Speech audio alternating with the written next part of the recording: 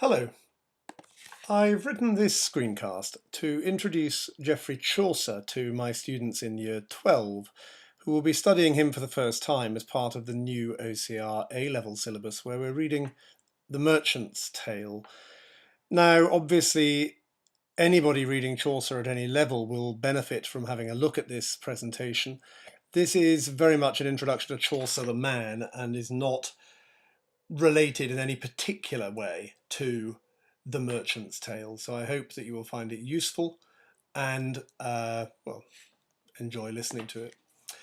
And I thought it's worth starting with a few key dates. However much we sort of want to look at other things, we need to have an understanding, I think, of what's happening in the world in which Chaucer lived. So his birth is not certain, somewhere in the 1340-1345 area.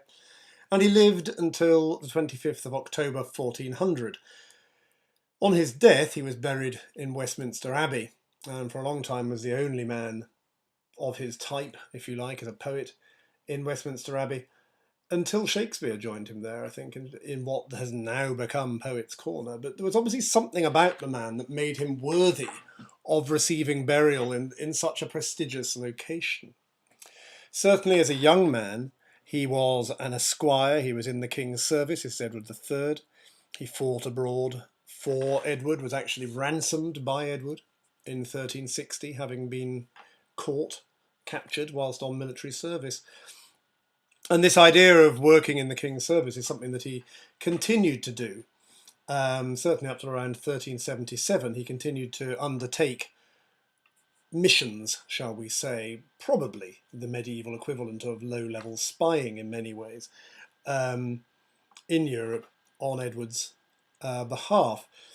Edward died and was followed by Richard II in 1377, by which time Chaucer had been appointed controller of wool custom. Now, this sounds rather bland, but wool was by far and away the single greatest export and therefore source of external money that England had at the time. This is a very significant role to be given. It's obviously a role for a man of business rather than a fighting man.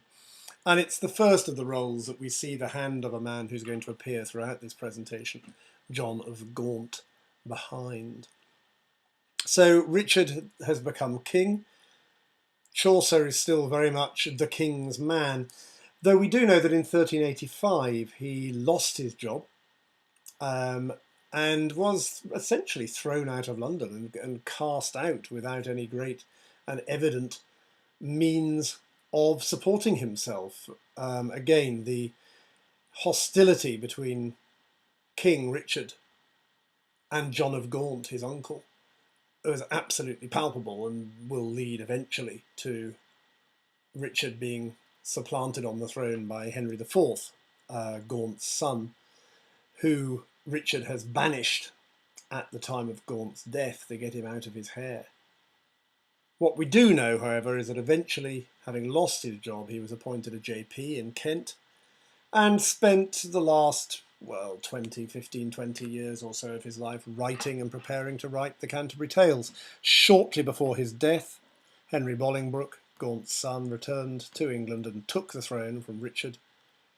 And all Chaucer's various grants, his gifts of money in perpetuity and so on and so forth, his grace and favour titles, were maintained by Henry, again suggesting that Chaucer was a man who, even if he fell out of favour from time to time, was a man of ability that made him recognisable.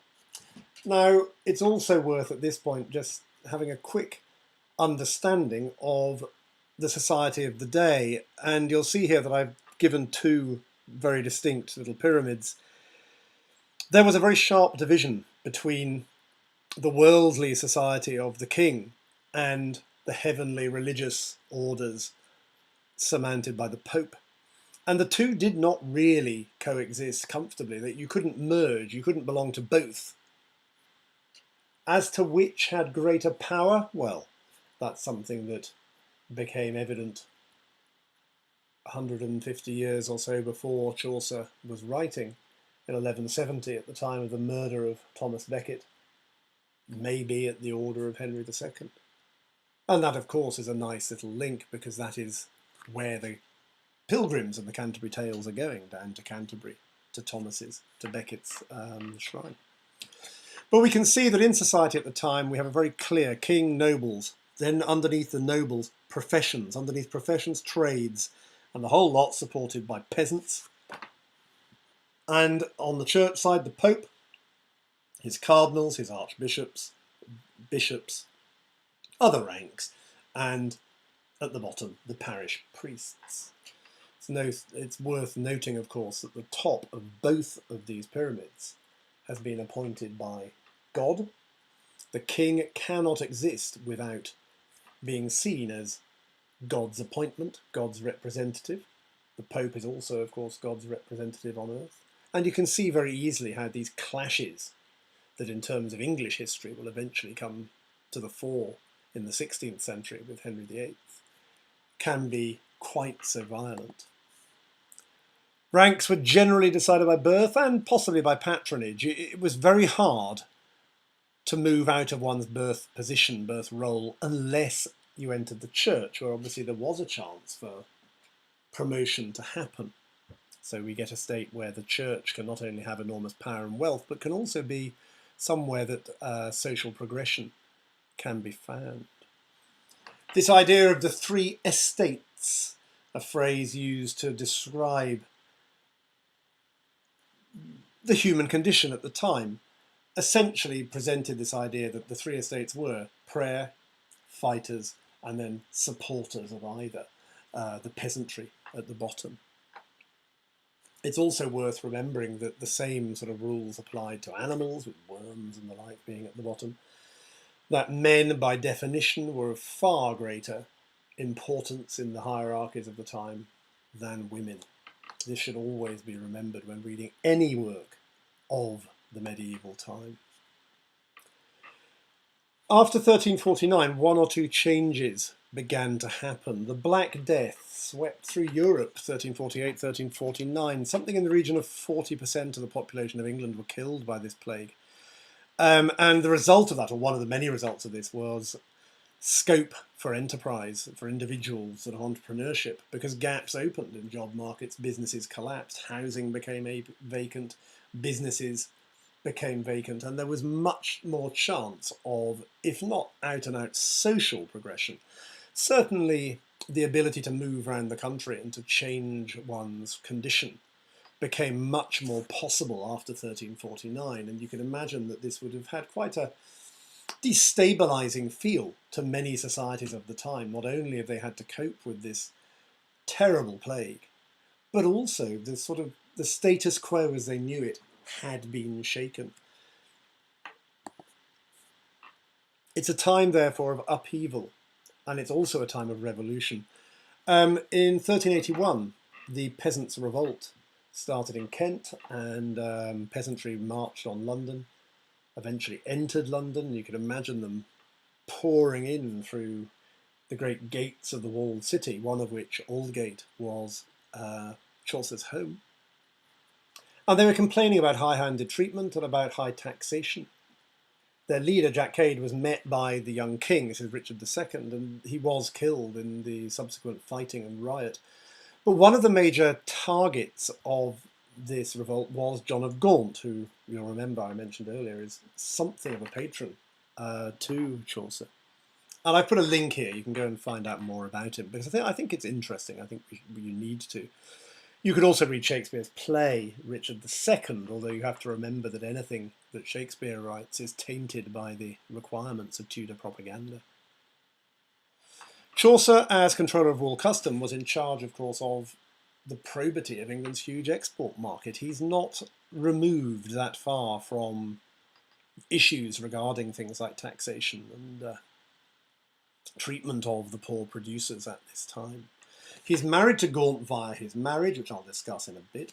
And therefore, again, anything that is coming with Gaunt as a target is to a degree going to be targeting Chaucer. And by the time in 1399, admittedly very near Chaucer's death, that Henry IV has taken the throne from Richard, Chaucer really is caught in the middle. He supports his king, that is to say Richard II, But Henry IV is the half-brother of his nephew, and his nephew, John Beaufort, conceived out of wedlock by Catherine, who was Chaucer's wife's sister, and John of Gaunt, and more of them on this slide. Chaucer married quite young. He married in his 20s, and he married a woman called Philippa de Ruyt. She was the daughter of a knight of Hainault in Belgium, very much favoured by Edward III. She does therefore outrank Chaucer, who was a merchant's son. Think back to those little pyramids, and that might have caused some tensions. But the fact that they did marry when quite young suggests may well that they were pretty happy, and that this was a marriage of mutual consent. Her sister, Catherine, entered the service of John of Gaunt as governess to his daughters when Blanche, Gaunt's wife, died. And she had an affair with Gaunt that would eventually produce at least 4 illegitimate offspring. But by 1396, also to marriage with Gaunt once his wife had died. And although they were both elderly by this time, getting towards their 50s, this was probably a way of securing the legitimacy, if you like, of their illegitimate children. Certainly, what it does do, purely in terms of the micro world, if you like, of Chaucer, is nail his family, thanks to his wife, not only to Gaunt, but also to Henry, who will become King of England. This is slightly tricky for a man who throughout much of his time has supported and been supported by Richard II, the son of Edward III. You can imagine a tension here. It seems that once Chaucer and Philippa were married, Philippa had ample opportunity to catch Gaunt's eye working in and around the royal household. We don't know for certain that they had any form of affairs, though it seems eminently possible, and Gaunt was certainly an absolutely renowned womanizer. By the time we get to the 1370s, she and Chaucer are rarely found together. Certainly by the time Chaucer has been given his accommodation in Aldgate in the mid-1370s, this is accommodation for one person. She is rarely there. She's far more likely to be found at Gaunt's court at Savoy or elsewhere in England. Chaucer rarely saw her, we have to imagine, and rarely saw, therefore, his children, other than when attending a royal event. But even then, he would rarely, and is rarely, mentioned in any guest lists of the time. As a guest, we have to assume, if he's there at all, he's there as one of the hangers-on.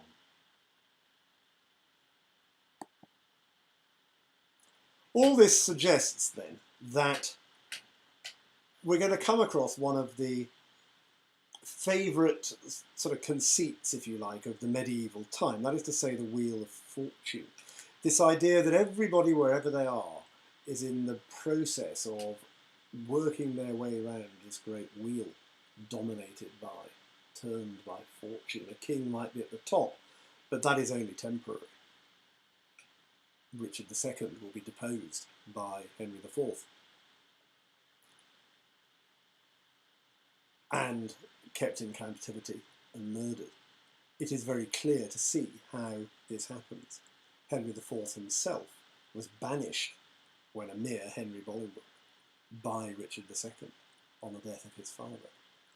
And this idea that fortune and reversal of fortune is something that people living at this time took for granted, if you like, I think is seen in a lot of the tales in the Canterbury Tales. And I think this is one of the strands when we're reading The Merchant that I will want to look at quite carefully.